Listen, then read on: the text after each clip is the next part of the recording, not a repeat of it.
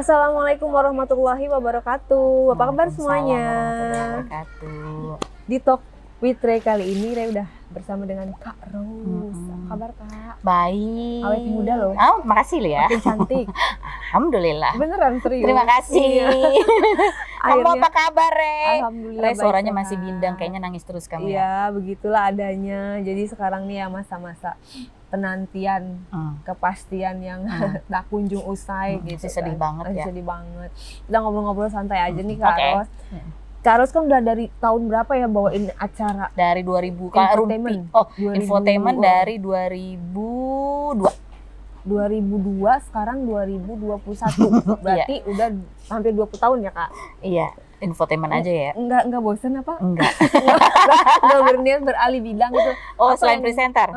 Maksudnya kan lebih kepada infotainment, apa misalnya mau ke Oh. news atau politik atau apa kan Udah udah punya nama pernah, besar gitu. udah pernah semua. Udah pernah semua dijalanin. Oh, olahraga pernah, politik ya, politik pernah, perempuan pernah, kesehatan pernah, apalagi masak aja pernah. Yang harga naik aja pernah ya? Perumahan juga Iya. pernah. Jadi sebenarnya pernah semua. Sebenarnya bukan masalah apa kontennya sih, Re.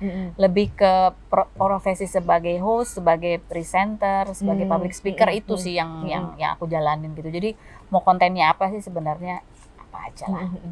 Pasti dalam perjalanan selama 20 tahun ini pasti ada batu kerikil yang menginikan perjalanan karir ya. Kalau nggak salah pada saat itu juga sempet ya ada gonjang-ganjingnya rame-rame Ada. berita itu loh ya kan. Nah itu pada saat itu apa yang dirasakan dan ada nggak wah kayak trauma atau gimana atau sepanjang perjalanan ada nggak omongan narasumber yang bikin nggak nyaman terus sampai harus mau dilaporin misalnya. Oh ya, ada. Awi dulu pernah sih yang di masa-masa apa sih? Ya waktu itu ada satu tayangan gitu, terus kemudian dianggap tayangan itu tidak sensitif gitu. Terus masalahnya adalah di pemberitaan itu kan liar sekali, seolah-olah itu kesalahannya adalah cuman Yang aku mengucap. yang salah ya. Padahal sebenarnya yang dituduhkan aja ucapannya aja aku tidak menyebutkan gitu loh. Jadi sebenarnya itu voice over kan orangnya beda yang Iya, ngomong ya, betul. bukan aku yang ngomong. Aku paham. Orang timnya aku paham. Jadi ada timnya gitu Iya, ya. maksudnya voice over itu yang ngomong orang lain, tapi karena di mukanya adalah aku, jadi kan yang ya atau yang paling kelihatan, yang paling muda, yang paling ada Dikenal. namanya gitu ya, ada namanya yang bisa disebut namanya gitu. Ya akhirnya hujatannya kan datang. Itu sebenarnya sempat sedih, kesel, marah gitu karena lebih ke frustasi juga karena ya di situ belajar bahwa oh berita tuh kalau udah belok udah orang persepsinya udah percayanya sama itu, kita mau lurusin kayak apa juga agak susah gitu, sulit sekali gitu ya. Jadi itu satu. Terus kemudian paham juga bahwa bahwa yang aku pahami bahwa kadang-kadang kan kita lihat itu reaksi orang tuh di media sosial ya banyak ya. Apalagi kalau zaman sekarang kan orang bisa komen. Nah pada saat itu tuh aku melihat betul bahwa saat itu ngerasa kayak semua orang kayak memusuhin aku gitu. Pada saat Judgment itu. ya. Judgment kayak semua orang seluruh dunia gitu. Tapi waktu itu aku akhirnya lebih sukanya nge-gym kan, olahraga apa segala macam. Nah di tempat gym tuh orang cuek banget gitu, kayak nggak tahu Feni Rose ada masalah apa, mereka nggak peduli. Yang mereka pedulin aku lagi olahraga asik apa kelas gitu. Jadi lalu aku berpikir bahwa sebenarnya kalau ketika kita lagi ada masalah dan seolah-olah ngerasa banyak orang tuh kayaknya ngejudge kita, ya kata semua itu sebenarnya adalah sebuah keyakinan kita yang nggak tepat gitu, karena nggak semua orang kok, ada kok orang lain yang nggak tahu gitu, ada kok orang lain yang nggak peduli gitu, ada juga orang lain yang Support. paham, Ada juga ada yang support iya, banyak ada. gitu. Artinya kita bisa fokus juga ke hal yang positif yang ini daripada kita tuh menangisi hal-hal yang membuat kita nggak enak atau negatif. Tapi seiring dengan berjalannya waktu ya, walaupun itu kejadian nggak enak dan itu berlangsungnya nggak istilahnya perasaan nggak enak itu berlangsungnya juga cukup lama gitu ya, marah, kesel, kok merasa diperlakukan nggak adil waktu itu ya gitu, rasanya kayak gitu perasaannya. Tapi sekarang ini bisa berpikir bahwa ya kejadian itu memang harus terjadi gitu, karena kalau aku tidak ada masalah waktu itu, aku tidak dipaksa untuk berjalan, untuk melangkah, untuk belajar hal baru, untuk mencoba hal baru, dan sampai akhirnya dapat tawaran untuk host acara Rumpi ini sekarang. Gitu. Jadi emang kadang-kadang perubahan itu, aku sekarang berpikir bahwa perubahan itu harus kita yang lakukan. kalau kita dipaksa sama keadaan itu lebih nggak enak gitu. Jadi ya jangan terlalu merasa nyaman di satu sisi, karena kita itu punya apa ya, atau diberi kesempatan untuk ya udah kamu harus terus meningkatin skill, harus bisa melakukan hal yang lebih baik, bisa lebih bermanfaat. Berani juga ya, harus berani lebih baik. Iya, harus lebih keluar dari comfort zone untuk melakukan sesuatu yang baru atau sesuatu yang membuat kita itu semakin punya ilmu yang lebih gitu. Itu sih Iya, waktu benar. itu di awal. Karena aku melihatnya kan kalau yang satu dari scripted banget, kemudian kepada acara yang improve banget, itu kan berarti tantangannya lebih luar Beda biasa. ya, beda. Yang kedua tanggung jawabnya juga lebih Tanggung luar jawab, biasa iya. kan. Artinya, aduh kalau ini kan berarti Betul. kita iya. harus menghadapi, Karena menghadapi langsung narasumber menghadapi gitu. langsung narasumber, dan kalau ada salah-salah juga kita harus menghadapi lebih langsung. Iya. Karena kan kalau scripted kan kita bisa lempar gitu Iya. kan. Nah, apa yang membuat Kak Ros berani mengambil keputusan dari ini pada lebih ini kan, kalau aku sebagai penonton yang lihat, kemarin kan lagi ada masalah itu, tiba-tiba dia ngambil jalur yang ini kan lebih bahaya lagi, lebih lagi apa dia nggak takut atau nggak dia nggak trauma atau apa gitu. Dari aku pelajari memang kalau kita di satu bidang misalnya ada masalah, itu sebenarnya kayak kita diberi sebuah informasi bahwa ini loh resikonya gitu. Nah, kita akan menjadi lebih berdaya ketika kita punya data risikonya apa, dan kita berusaha mencari solusinya untuk mengatasi risiko-risiko itu gitu ya. Kita pernah potensi punya yang berpotensi. Iya, yang berpotensi. Jadi apa? Kayak kamu bilang, sama. Sekarang aku udah nggak mau ini lagi gitu kan. Artinya ada hal-hal yang potensi apa yang bisa membuat celaka kita hindari. Iya, betul. Itu kita lakukan. Itu yang cerdas seperti itu. Iya, ya artinya kita belajar ya betul. Kan. Kita belajar. Jadi ya sebelum jadi host talk show ya udah tahu kan, berarti ini kita harus butuh ini, harus butuh tim riset yang benar, karena kita harus berlandaskan pada sesuatu yang bisa kita pertanggungjawabkan gitu. Jadi kalau kita bertanya juga berdasarkan hal yang memang ada datanya atau perlu kita klarifikasi lagi gitu bentuknya. Jadi walaupun mungkin kemasan stylenya gitu mungkin agak seperti apa ya, kayak fitnah atau fakta gitu kan kesannya, tapi kan itu cuma bungkusnya. Pertanyaannya kan tetap toh sebenarnya bentuk klarifikasi juga gitu, lebih ini lebih iya. Terkondisikan lah jalurnya enggak. Jadi tantangannya beda, tapi ya itu yang sebenarnya ketika mau membawakan ini membekali diri dulu gitu dengan ilmunya, bagaimana cara menghadapi orang supaya narasumber nyaman, dia percaya bercerita gitu. Dan itu pun belajarnya bukan cuma di awal, tapi sambil berjalan pun tetap mengevaluasi, tiap kejadian tuh dievaluasi gitu. Dan itu menarik sih, karena jadi kayak setiap hari kita belajar hal baru. Bukan terus, kadang kan ada itu kalau kita sebuah rutinitas yang aduh kita nih selalu gini nih, salah nih, tapi besoknya nggak ada perbaikan ya gitu lagi, diulang lagi, akhirnya jadi kebiasaan. Itu tuh yang berusaha dihindari supaya apa ya, supaya kita harus jadi lebih baik dong. Kita kalau mau kasih challenge ke diri kita tuh jangan challenge yang udah tahu kita benerinnya caranya gini, kita nggak lakuin. Challenge diri dengan sesuatu yang lebih menantang, yang baru, jangan yang lama tapi nggak kita selesaiin gitu kayak gitu. Jadi aku tidak melihatnya sebagai sebuah trauma atau apa, tapi lebih kepada challenge. Oh, kamu sudah dikasih ilmunya tuh, udah pernah dikasih tahu resiko-resikonya, ya punya solusinya, kerjain. Ya, betul. Kayak dikasih PR lagi aja, PR baru gitu. Naik kelas lah ya. Naik kelas. Ya.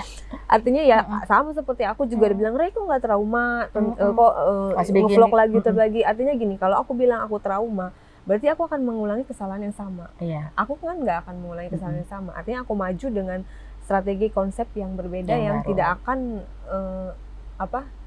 karena aku udah tahu potensi yang menyebabkan aku jatuh itu kemarin apa gitu. Yeah. Artinya kita harus belajar seperti itu. Nah, aku selalu juga sih udah berpuluh-puluh tahun lah Kak Ros udah bener-bener presenter, dunia presenting itu udah bener-bener ngelotok banget, dan aku sebagai narasumber ya selama ini merasa nyaman gitu loh, maksudnya cerita baik Pablo pada saat itu juga karena kita baru kenal juga, tapi merasa nyaman, merasa mau mengeluarkan semuanya gitu loh. Kan ada ya beberapa presenter yang kita datang tapi kayak kita ngerasa aduh kayaknya gue nggak bisa deh cerita di sini gitu kan, ada yang kayak gitu. Tapi ya itu lah poin yang baik dari Kak Ros. Terus by the way aku mau kan Kak Ros tahu sendiri aku apa-apa sekarang ceritanya di YouTube. Karena aku sekarang keterbatasan komunikasi dengan suami aku yang dia sedang melakukan proses asimilasi. Kak Ros mengalami perjalanan aku dari nikah 7 hari, berapa kali dirumpi, sampai viral, sampai jatuh bangun, masuk keluar lagi pun masih seperti ini. Nah, kalau Kak Ros sendiri untuk kasih wejangan lah kepada kita berdua nih melalui vlog ini tuh gimana Aduh, sih siapa aku harusnya. memberi wejangan ya? Artinya kan ya sebagai yang lebih senior Aku lah. melihatnya aja ya. Ya. Aku melihat kalian itu pasangan yang secara karir itu sebenarnya saling support ya gitu ya. Artinya dari awal tuh Pablo mau terjun ke dunia kamu juga gitu kan, memberikan banyak masukan dan kalian berproses bersama gitu. Sebenarnya ya itu sebenarnya sudah menjadi bekal barangkali atau modal buat kalian itu menguatkan hati bahwa ya kalian itu sebenarnya klop. Tapi Kalian itu bisa bekerja bersama, tapi ya namanya juga manusia kan. Ya pastilah ada kadang-kadang pada saat emosi ada kata-kata yang menyakiti hati, itu kan pasti ada di setiap pernikahan. Yang kadang-kadang mungkin kamu nggak sadar bahwa itu nyakitin banget, atau Pablo nggak sadar bahwa itu sebenarnya nyakitin banget. Mungkin Pablo pikir gitu aja kok sakit hati gitu, itu aja ngapain sih gitu, atau ya itu yang namanya namanya dua orang yang berbeda pasti value-nya beda gitu. Walaupun ada kesamaan sebenarnya ada yang berbeda yang itu kadang-kadang nggak disadarin oleh dua orang ini gitu. Dan itu yang namanya butuh memang harus dikomunikasikan. Berantem, ketemu marah-marah itu nggak apa-apa selama itu adalah bentuk komunikasi, ada yang didengarkan gitu dan ada yang disampaikan dalam argumentasi yang mungkin nadanya tinggi atau emosi. Selama masing-masing pihak itu bisa mengambil intisarinya apa sih gitu, bukan cuma sekedar saling berbalas kata-kata kasar atau saling berbalas hal-hal yang dulu kamu gini, dulu kamu itu, atau mengungkit-ungkit hal yang lalu gitu. Tapi lebih kayak apa sih sebenarnya yang menyakiti dia sehingga dia begitu, memahami gitu ya, paham apa sih gitu. Dan salah satu pihak juga memahami kenapa begitu, supaya tidak timbul supaya berpikirnya itu lebih ke arah positif sih gitu. Ya mungkin karena ada suami yang egonya memang besar sekali, dia merasa kalau udah itu tuh adalah batasnya gitu, batas dia ketika egonya tersentil itu adalah batas kesabarannya gitu. Jadi kalau bisa pahami itu ya utarakan bahwa kamu paham. Bahwa kamu paham atau kita paham, minta maaf karena itu kesalahan dan gak sadar bahwa pada saat itu tuh sudah melampaui batas kan. Karena kan ya namanya proses, dua orang pasti berproses untuk saling mengenal tuh prosesnya gak cuma 1 tahun, 2 tahun, 3 tahun, tapi kan terus panjang gitu. Selama sebenarnya ada banyak hal yang baik, kenapa tidak melihat ke banyak hal yang baik dibandingkan ke satu peristiwa yang mungkin untuk satu orang tertentu itu sudah dianggap melampaui batas. Tapi ya kembali lagi, ukuran nilai setiap orang kan beda. Ya kan, suami beda, istri beda. Komunikasi memang penting, bukan cuma sekedar ngomong, tapi untuk paham apa batasan setiap orang, apa yang dirasakan dari aksi pasangannya itu buat dia itu rasanya seperti apa. Karena kadang-kadang kita ngomong gitu aja marah sih gitu kan, karena suka gitu kan, menurut kamu itu nggak apa-apa, menurut aku problematis. Nah masalahnya adalah ketika dalam komunikasi itu bukan cuman berbicara, komunikasi itu juga berkaitan dengan mendengar. Dua itu harus digunakan. Ya mungkin pada saat diam atau salah satu pasangan memilih diam itu mungkin dia sedang mendengar gitu. Jadi komunikasi juga penting, tapi mendengar juga lebih penting. Kadang-kadang ada orang yang sukanya berkomunikasi tapi mendengar malah sedikit. Ya, gitu karena dia tidak paham ketika dia ngomong, yang diomongin itu adalah kepemahamannya dia, bukan dia ngomong berdasarkan oh ya aku paham, aku mengerti apa yang membuat kamu marah, aku paham apa yang membuat kamu sakit hati, aku paham, aku mengerti gitu ya. Itu kan ya itulah yang juga penting ya. Ketika orang mengambil sikap tuh sebenarnya kan dia ingin dipahami, dimengerti gitu. Gitu juga kan. Kalau misalnya ini kan aku lagi di hadapan ya masalah karena ada beberapa ya pokoknya ada seseorang lah yang perhatian ke suami itu ya, maksudnya di luar daripada aku nih. Kalau kayak Karos menjadi aku, apa yang akan what should you do? Ya tentu pasti nggak ada yang suka ya, maksudnya ya, kita pasti akan kita pasti akan dengan mudah nyalahin ya, pasti nyalahin apa sih tuh orang gitu ya, maksudnya nggak tahu apa dia udah punya, nggak sopan banget sih gitu kan. Tapi ya kadang kita nggak bisa kontrol apa yang terjadi di luar diri kita gitu kan. Kita nggak bisa kontrol orang lain mau gimana gitu. Ya paling kalau dalam pasangan ya kita bisa berkomunikasi antar pasangan. Tetapi kalau orang lain yang masuk di luar kita juga nggak tahu. Mungkin pun pasangan kita juga nggak bisa ngontrol ketika ada orang yang bermaksud mendekati dia gitu. Mungkin dia juga nggak bisa ngontrol, nggak bisa nolaknya juga gitu kan. Ya kembali lagi sih lebih ke cemburu pasti ya. Siapa sih yang nggak cemburu? Jadi harus tegas kah, apa harus memutuskan kah? Ya harus dikatakan sih sebenarnya, maksudnya semua tuh harus kembali dikomunikasikan. Karena kan setiap suami dan istri batasannya beda-beda. Pasti kan, kalau suami kan pasti bilang aku nggak suka ya, misalnya batasan istri tuh nggak boleh terima tamu laki-laki pada saat suaminya nggak ada, atau kamu chattingan sama laki, kan ada tuh batasan setiap pasangan kan beda-beda. Dan itu harus dikomunikasikan. Kamu berhak ngomong bahwa aku kok nggak nyaman ya gitu, aku nggak nyaman loh kalau ada cewek yang aku nggak kenal terus tiba-tiba pada saat kita terpisah terus dia lebih sering mengunjungi kamu, itu siapa? Boleh nggak dikasih tahu bahwa ya aku nggak nyaman, kan aku istri kamu gitu. Ya komunikasi tuh ya ya memang itu ya, ngomong sih gampang, tapi kan pada saat emosi kita kepikiran tuh kan ya udah, apalagi kamu terpisah jauh tuh kan pasti hal negatif. Apalagi kalau si suami ini merasa pokoknya suami tuh selalu di atas istri gitu loh. Istri tuh tidak boleh komplain, tidak boleh apa, tidak boleh apa. Itu kadang-kadang ada yang kayak gitu. Ada porsinya itu, ada yang memandang tidak seimbang gitu loh. Pokoknya kita harus nurut aja. Nah, ya sebenarnya gini, kembali tapi lagi. satu sisi secara agama sih memang benar ya. Tapi kan suami yang seperti apa dulu? Setuju. Ya setuju. Karena menjadi pemimpin itu kan juga harus memberi keteladanan. Kita harus percaya. Berat juga ya jadi seorang pemimpin. Kita harus percaya bahwa dia bisa memimpin. Bukan cuma sekedar kamu harus nurut, tetapi kamu harus percaya dengan keputusan aku karena ini baik untuk rumah tangga, gitu kan? Bukan. Ya, kalau keputusan yang terbaik ya kita mau juga ya untuk rumah tangga. Ya. Pimpin. Tapi kalau aku ya, yang penting tuh gini, kamu dulu sebagai ibu, sebagai perempuan, sebagai individu, kamu harus sehat dulu, gitu lahir dan batin. Walaupun banyak yang membuat kamu sedih, membuat kamu terluka, tapi usahakan kamu sembuhkan itu dulu gitu. Dengan kamu healing dulu, ya. Mungkin kamu ada sesuatu yang kamu sesalin, kamu membiarkan orang lain menyakitimu mungkin, atau kamu membiarkan dirimu marah sehingga itu yang kamu sesali, kamu maafkan dirimu, karena ya pahami bahwa ya itu yang terjadi saat itu ya memang reaksi yang terbaik pada saat itu. Kamu maafkan diri kamu dulu gitu. Kamu harus ya berdoa pasti, karena berdoa itu membuat kita memiliki hope atau harapan gitu ya.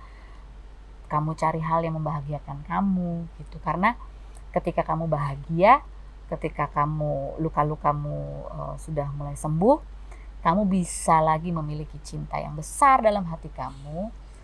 Dan itu bisa dirasakan oleh orang-orang di sekitar kamu, energi yang positif itu gitu. Memang tidak gampang.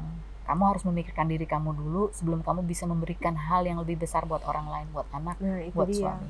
Kadang-kadang aku nggak mikirin diri aku sendiri, aku yang penting anak, yang penting keluarga, rumah tangga, kayak gitu. Jadi kadang-kadang it's okay lah aku menderita, nggak apa-apa, yang penting semua bertahan gitu.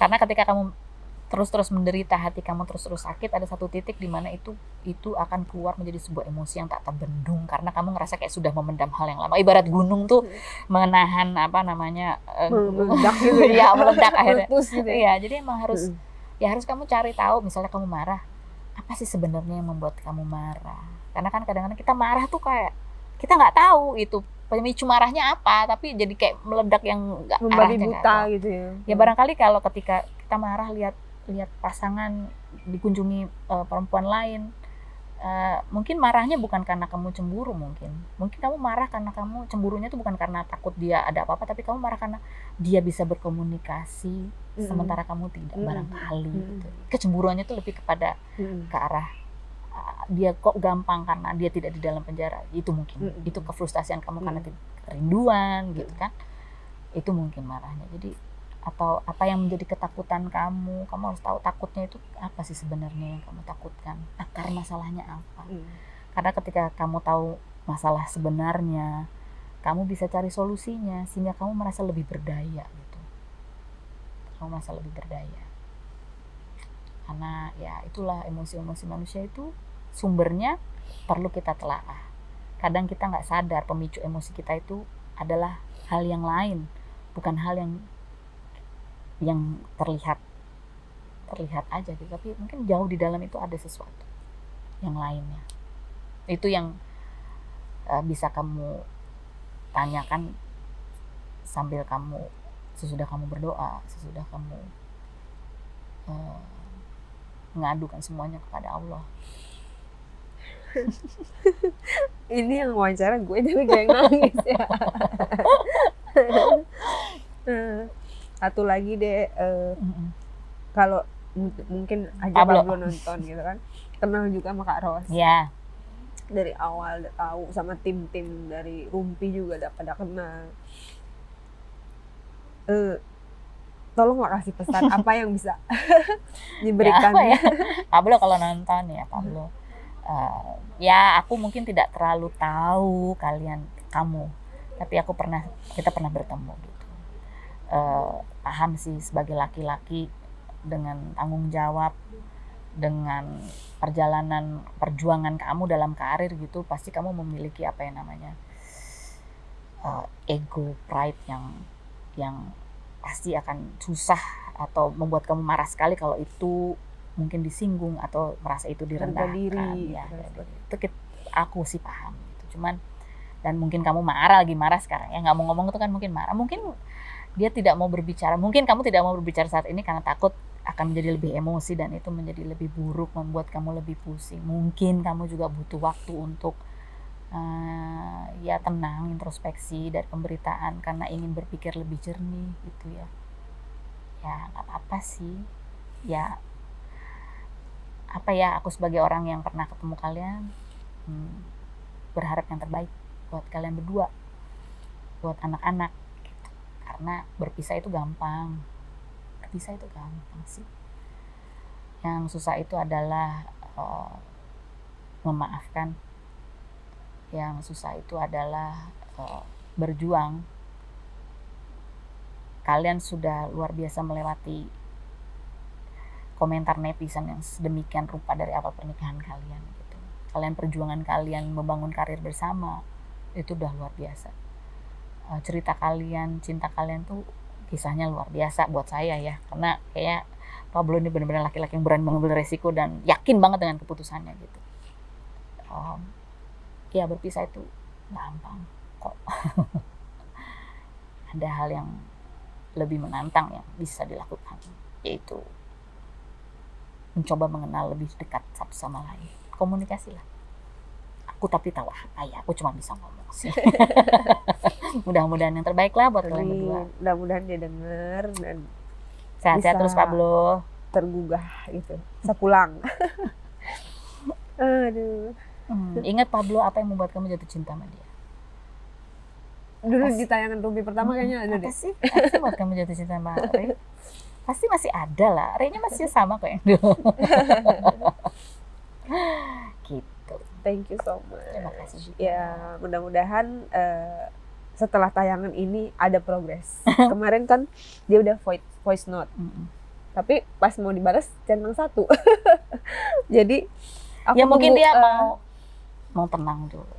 Dia aku cuma tunggu, tapi mudah-mudahan setelah video ini ada progres yang lebih dari sekedar voice note. Mudah-mudahan progresnya ke arah yang lebih baik. Amin. Pablo, sabar. Pablo inhale, exhale Pablo. Amin ya Allah. Pablo ini seorang perjuang kok, seorang yang pantang menyerah, iya kan? Thank you so much. Kak. Semoga rumah tangga kakak juga langgeng, dipenuhi keberkahan, kebaikan, dan sakinah mawaddah warahmah. Aku sebagai orang yang walaupun nggak deket ya, artinya kita cuman di acara-acara seperti ini, tapi aku ngerasa ya Kak Ros nggak pernah menjudge orang seperti orang-orang lain, karena nggak ada yang sempurna kan manusia.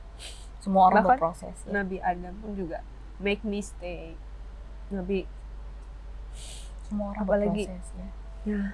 Apalagi aku cuma manusia biasa gitu kan, penuh dengan dosa, penuh dengan salah. Artinya di rumah tangga pun mungkin seperti itu, ada emosi, ada kekurangan ya. Mudah-mudahan Allah berikan yang terbaik buat aku sama anak-anak, dan aku juga berhak bahagia, dia juga berhak bahagia, anak-anak juga berhak bahagia.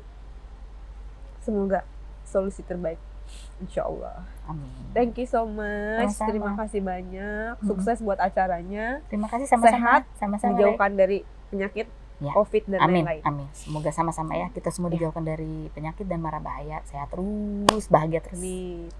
Assalamualaikum warahmatullahi Waalaikumsalam wabarakatuh. warahmatullahi wabarakatuh. Thank you.